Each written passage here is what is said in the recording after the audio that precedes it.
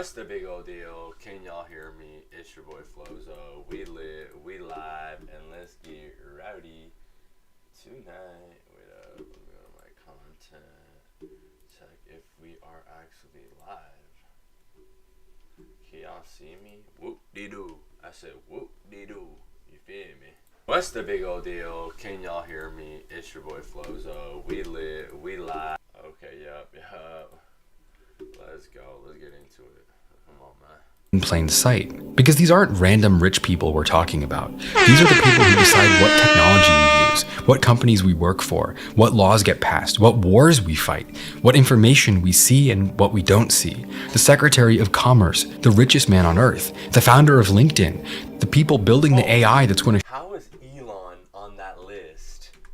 That's crazy. commerce, the richest man on We got Elon Musk on the list of pedophiles with freaking.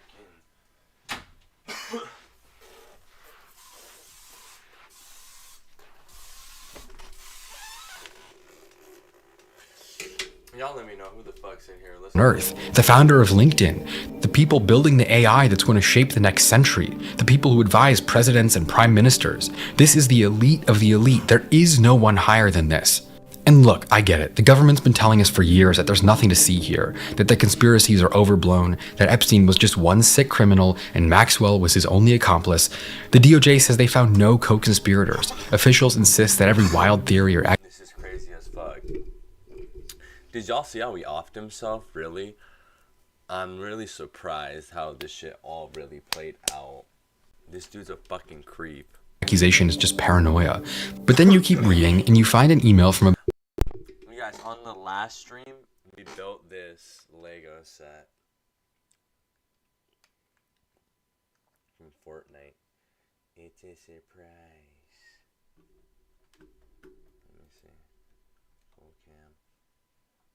Yes, sir. Back to PC. But yeah, y'all know the vibes. Y'all know the vibes. Come on. Lego set.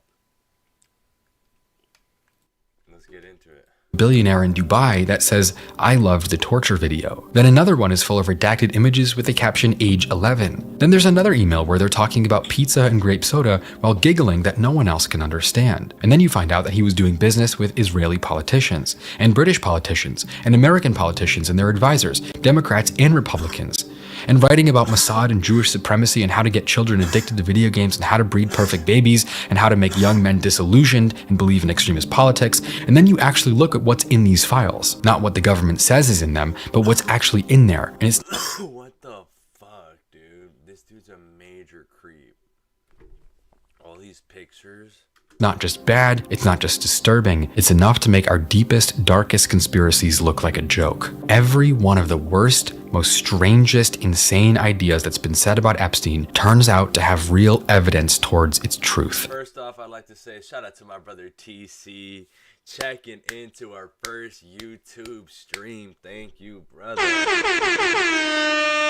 I know I owe you a drink. I owe you a hangout. We got to get it done soon, brother. I'm graduating in June at T-Mobile Park with my bachelor's degree, and I would love to see you there, invite you there, and you can definitely come to my graduation party, the carne asada.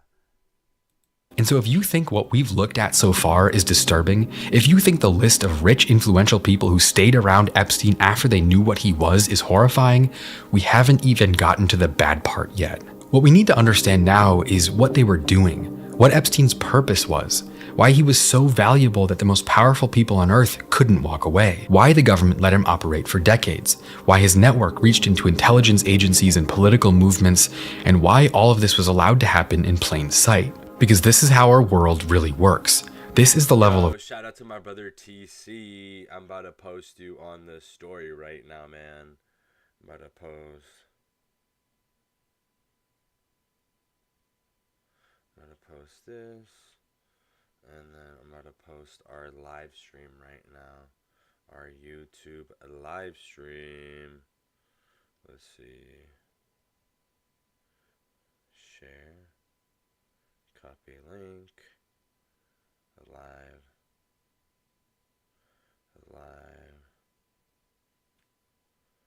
live on YouTube, click here. If you guys are here, shout out to my brother TC, man. Trey, I'm gonna put you on the Instagram story if that's cool. I'm gonna post you. Let's go, man. Yes, sir.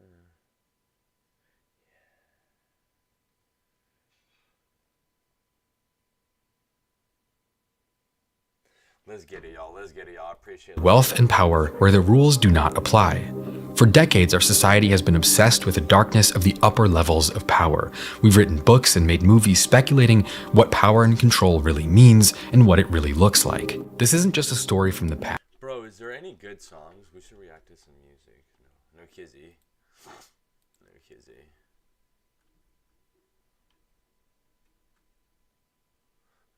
Dale mamá. Jeffrey Epstein survivor? What?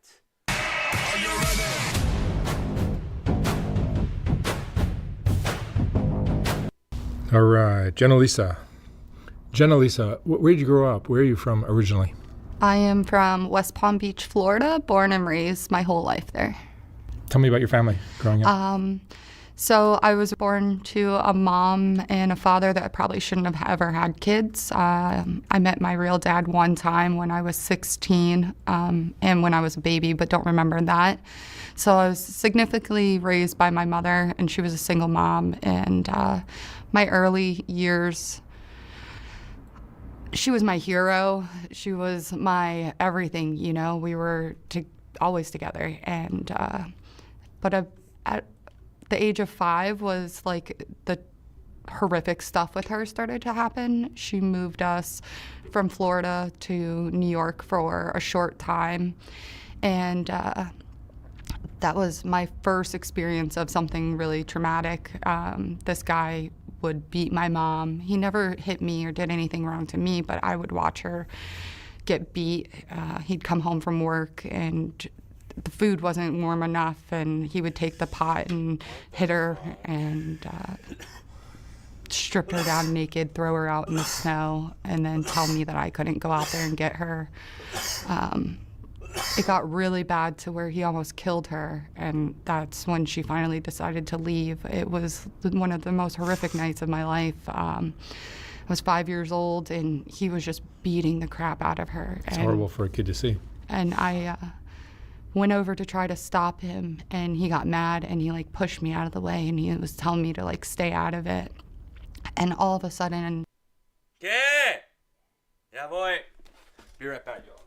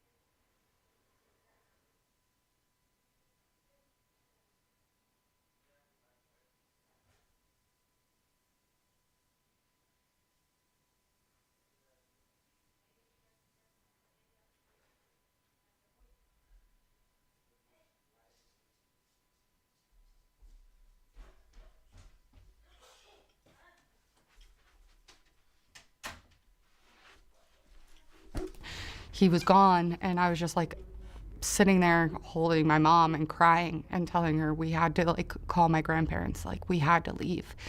And he came back out with a gun and put the gun in my hand and was screaming at me to kill my mom. So that was my first, our world changed there, you know. It wasn't just me and her anymore. And that was like the tone that set everything for her. I think that ruined her in a sense, right? So I knew like, just get through this and you're gonna be, she's beautiful. She seemed, seeing it, it was like all this money that I knew was out there, but had never actually saw it. And we're just miles away from it and never knew that, you know? My mom wasn't taking me over there she had no point to go on Palm Beach Island. And so we're going over the bridge and I was just like blown away. I was like, holy crap. Like this is, like I was thinking in my head, I was like, this is where the famous people live. And it dead ends again. At the kitchen waiting, and she takes her up there and she comes back down and she's chatting with me when she comes back down. But my friend comes back downstairs like within 5 minutes. She wasn't up there, like as long as it took her to bring her back up, she was right back down. And I was like, well, that's not what she said would happen. And I'm like trying to make You're how old? I was 14 at the time. Yeah. And so I'm just standing there waiting for him, and he walks in a towel and he lays face down, tells me to grab the massage oil, and he's directing me the whole time on what to do.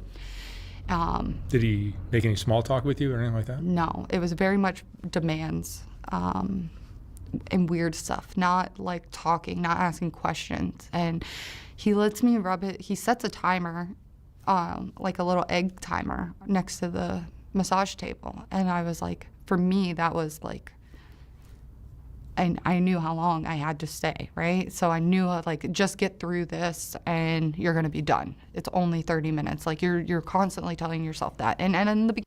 That's crazy. I don't know. She kind of looks like a tweaker to me, though. She kind of looks like one of the crackheads you'd be interviewing off this channel. Beginning, it was just a massage. But a couple minutes in, he just flips over and it's like, crazy clown face is the best way that I could explain it. He went from like this normal man that had walked into the room to when he flipped over, there was like excitement in his face. If you guys are Like here, spam those he big knew boys what up was here. about to happen and I had no clue.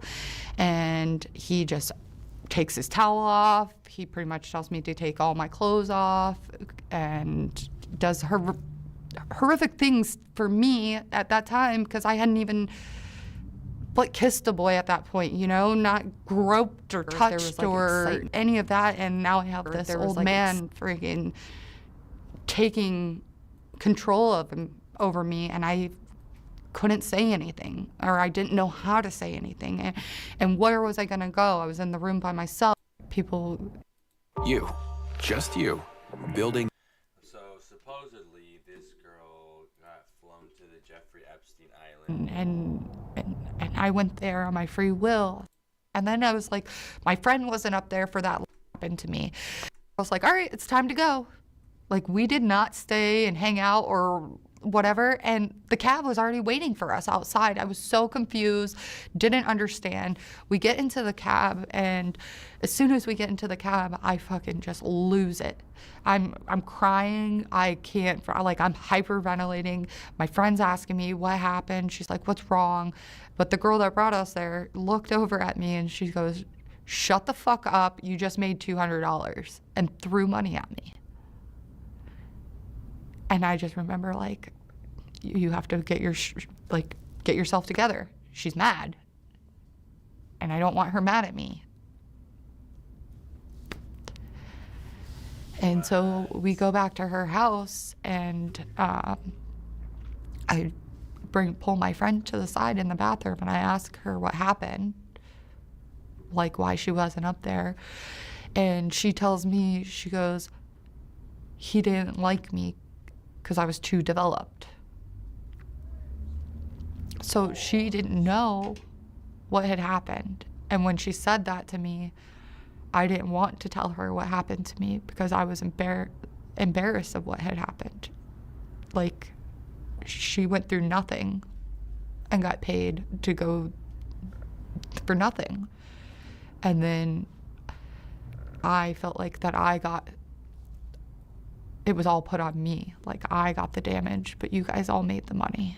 And come to find out, the girl that brought us there also got paid for doing nothing, for bringing us there. So there was this like whole, after finding all of that out, you know, you just don't want to talk about it. And everyone's making so light of it, like it wasn't that big of a deal. And Do we believe her, chat? I don't know. A little suspicious. We're not gonna downplay her story or anything like that, but it is crazy. No, Jeffrey Epstein is an animal. Shout out to my brother Juan in the chat. What's the deal, brother? It's good to see you in here, gang. How you been? I just went through the most horrific thing and couldn't even confide to my friend about it. I'm streaming on YouTube now. I'm doing a little bit of YouTube now, y'all. I'm gonna be doing YouTube, Twitch, TikTok. I'm always on all platforms. We're just trying to adjust the settings and the internet today. But right now, let's keep it rolling. Couldn't tell my mom. Couldn't call my grandma and be like, hey, grandma, you know? So later that night, the girl says, oh, I can get us into this club. Should have been fucking red flag, number one. And she's like, we should all go. And we're all talking about it, and everybody wants to go. So I'm not gonna say I don't wanna go, because then I'm gonna be left out again and they'll be mad at me, right? And so we get ready once again, but this time it was very skimpy clothes. This time it was heavy makeup. This time it was different. And we end up going to a fucking strip club. Not a club. I would like to say those are two different things when you're saying something like that. And I'm just doing it to bring him, and he'll pay you for that. My uncle and their beautiful marriage, and my grandparents being together for, you know, God knows how long. And but it switched that day. My whole perspective on how things worked, and now it was like I didn't have control in that situation. So it was like, how can I get control back? How do I not allow them to take from me? And by 16, I was stripping. Not back rooms, not like, that's what people assume all the time, because that's the narrative is like, oh, she was fucking and sucking for money. No, I was dancing and doing dances for people, but at 16, because I wanted that control, and I wanted to feel good again. And it wasn't.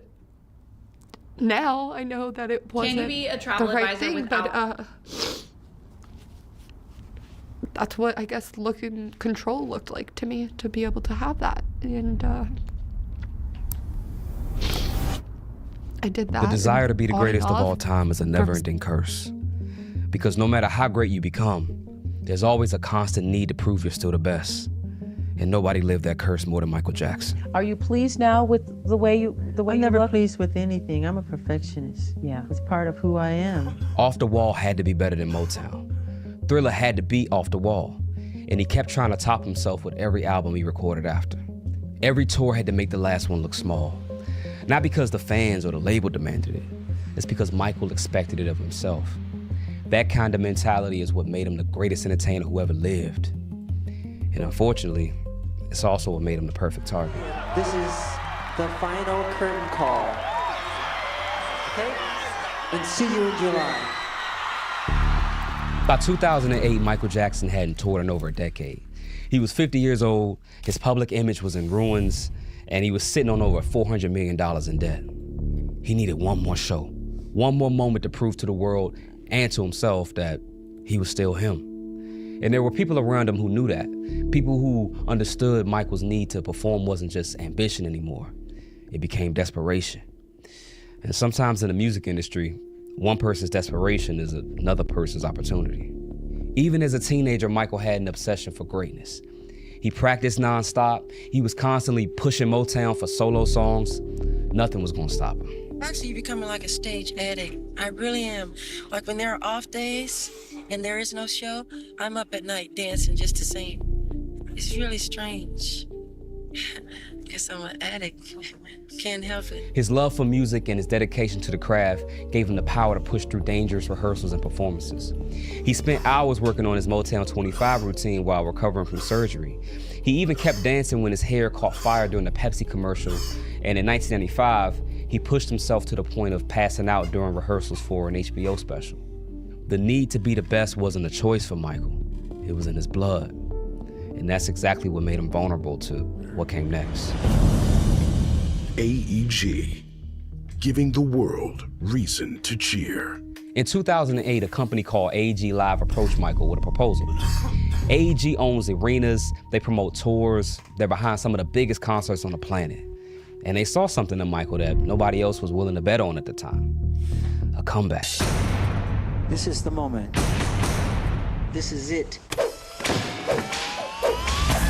The deal was massive. 50 shows at London's O2 Arena, a residency called This Is It. Michael and AEG stood to earn hundreds of millions of dollars.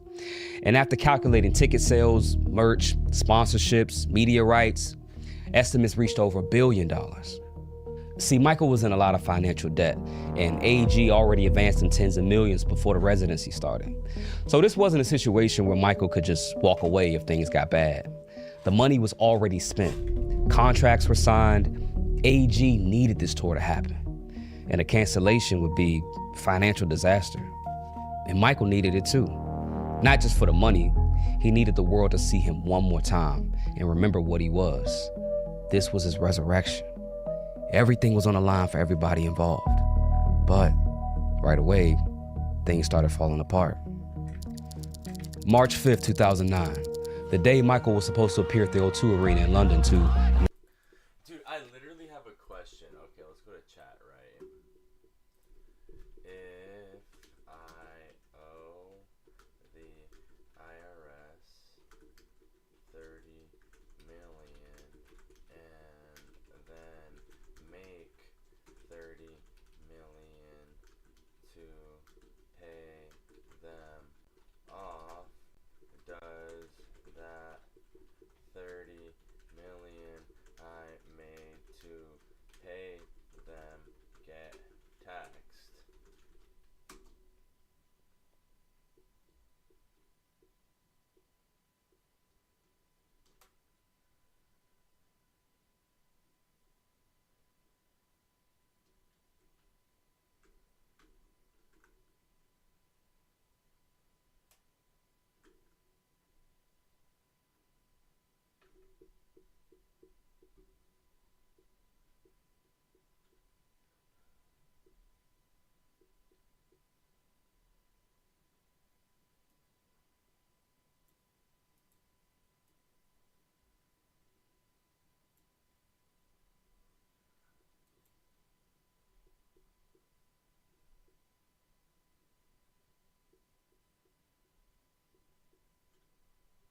That's so whack.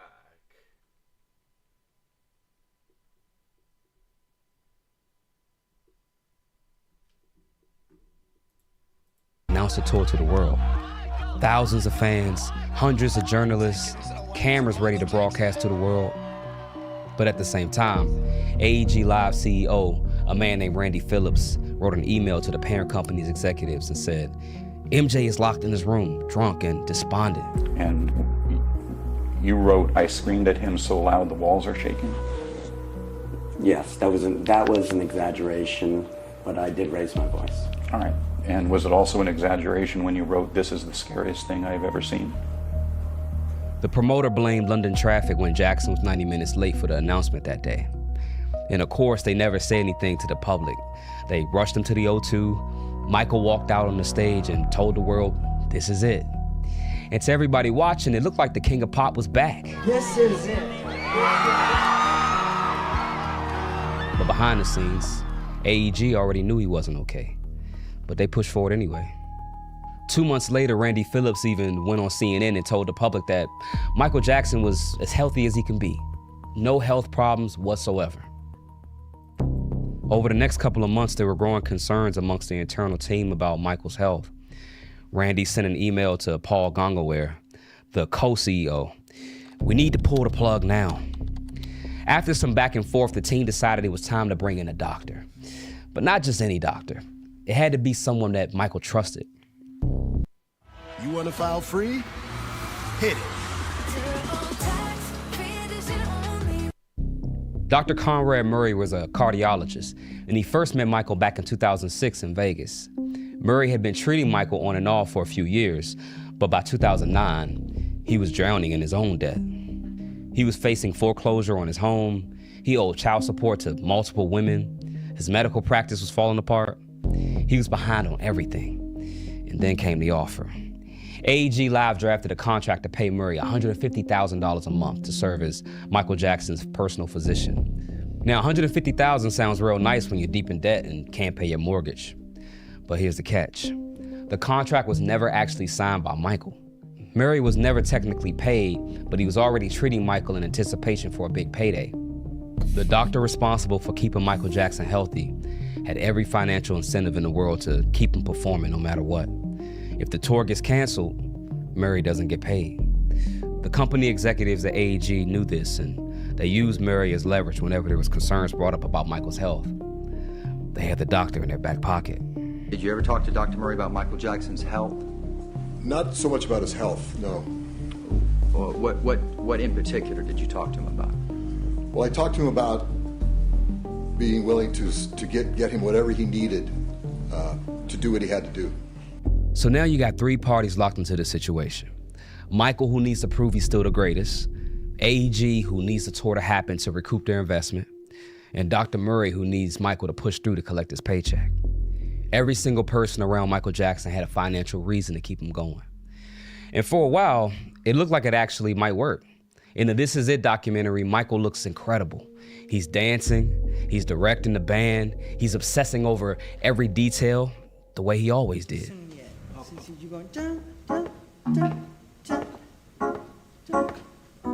But what the documentary didn't show you is what's happening in between the rehearsals.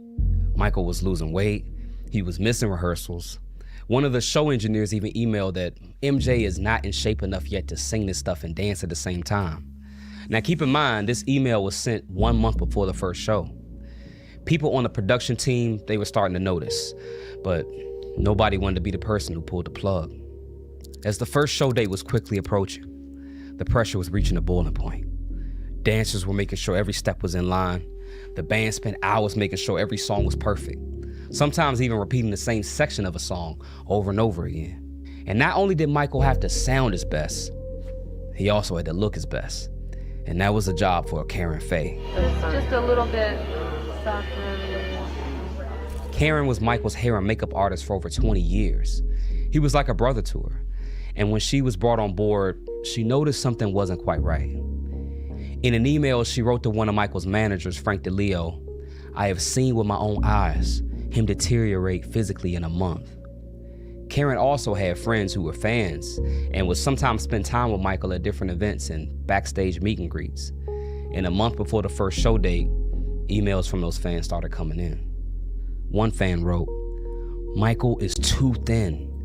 When we hugged, I felt there was literally nothing to him." In another email, a fan wrote something that's even more chilling. "Last week I was in LA with a friend to see Michael. She said when he took his jacket off, she saw a skeleton. She went on to say, if we do nothing, he will die." His promoter struck a deal for Jackson to stay for 40 more shows. Well, he's now panicking. He says he's not physically strong enough for that many shows. He says he's not a big eater, and if he doesn't put on some weight, he'll never get through it. Karen became terrified for Michael. She was working hands-on with him on a daily basis and could physically see his deterioration. Near the end of Karen's email to Michael's manager, she says, "You do not want him collapsing in front of thousands of people. His bones are protruding." And then at the end of the email, she says, "I'm leaving this in your hands as you have instructed me to do so." Now, according to other emails and personal accounts, Michael was pretty stubborn. And there wasn't much his manager, let alone his hairstylist, could say to make him walk away from one of the most important moments of his life. You know, there are a couple of days where you say, "Mike, are you all right? Are you taking anything? Or you seem..." Well, no. Why? What would make you think that? Don't ask me that. He said that. I have kids. I'm not doing that. So what are you going to say? You know, he's a grown man. The only people who could put a stop to this whole thing were the people in charge of AEG Live. Randy Phillips, Paul Gongaware, and their boss, Tim Lawicki. Now, if you don't know Tim Lawicki, he was the president of the Denver Nuggets in the 90s. And in 2005, he was actually indicted by the Department of Justice for orchestrating a bid rigging scheme. But in 2009, he's the big boss at AEG. June 19, 2009, 3 weeks before the first show. Production manager John Hudal, one of the guys on the ground watching Michael rehearse every day, he sends an email to Randy Phillips. MJ was sent home without stepping foot on stage. He was a basket case, and Kenny was worried he would embarrass himself on stage, or worse yet, be hurt.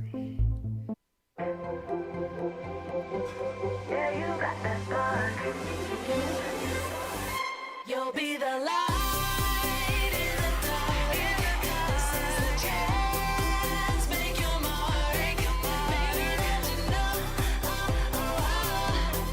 Just stop what you glow. Don't be afraid. Yeah, you got that spark.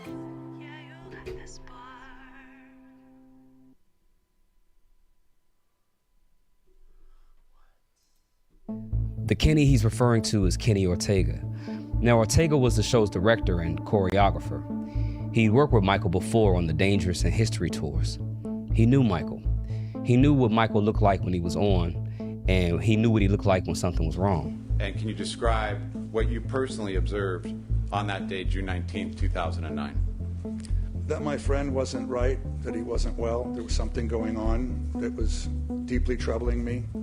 And of course, by my friend, you mean Michael? Yes. Michael Jackson? Yes. The next day, Ortega sent a panicked email to Randy Phillips. He said Michael appeared weak and fatigued, that he was trembling, rambling, and obsessing. And Ortega recommended Michael have a psychological exam. Randy responded, but he didn't seem too concerned. Now, if you remember a few months ago, Randy said that This is a really good video, honestly. I love Michael Jackson. Weak and Yesterday, fatigued. I was with my girlfriend and her friends, and they know I'm a live streamer and I make content, and I do love Michael Jackson. And she just kind of asked me, oh, what's your favorite, Michael Jackson song? And I was just like, I love Michael Jackson and his music, but honestly, for me, it's the choreography to the people. Obviously, I went with the classic Thriller, because I'm just like,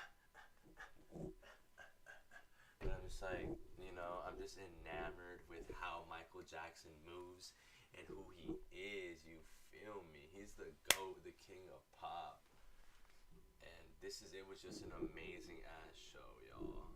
Let's get back into the documentary. I want to see what actually happened and what that doctor actually did to my boy MJ. need to pull the plug now, which would have been the right. Everyone keep spamming those W's. Let me know who the hell's in here rocking with us. It's my first stream here on YouTube.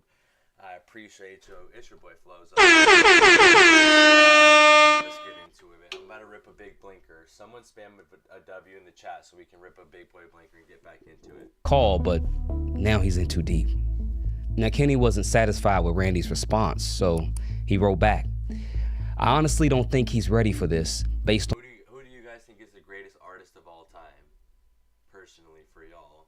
For me, it's Kanye and Drake. on his continued physical weakening and deepening emotional state. It is reminiscent of what Karen, Bush, Travis, and I remember just before he fainted, causing the HBO concerts to be canceled. Now, this is a pivotal moment. All the alarms are going off. Michael's falling apart. The fans can see it.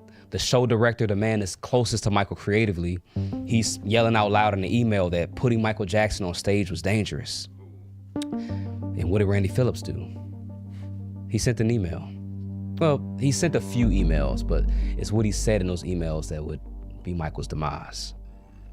Instead of canceling rehearsals, instead of bringing in a medical team, calling Michael's family, he emails Kenny back and he says, "It is critical that neither you, me, or anyone around this show become amateur psychiatrists or physicians." Then he goes on to sing Dr. Murray's praises, and he writes, "The doctor said, Michael is not only physically equipped to perform, and that discouraging him to will hasten his decline instead of stopping it. Randy says that this doctor is extremely successful. We check everyone out and does not need this gig, so he is totally unbiased and ethical. You almost have to laugh at the way that he wrote the last part. It's kind of like, here, climb in my van. I promise I won't kidnap you. You can trust me. Now, what makes this even more sinister is that Randy emailed his boss, Tim, in response to this and said, this guy is really starting to concern me, referring to Kenny Ortega. This guy is really starting to concern me. Read his email and my response. Dr. Murray and I are meeting with... This is crazy. I mean, Michael was the GOAT for a reason, obviously, you feel me? They worked him like a horse, and I guess this is what we got, but like, RIP to go, man. Shout out to Jay Diggs. I've never seen the Jay Diggs video, but this video is actually tough. with MJ at 4 p.m. today at the Forum RP. Why is Randy Phillips sending these to you? I don't know. You should ask Randy. And what was it? What concerned you about Mr. Ortega's email to you?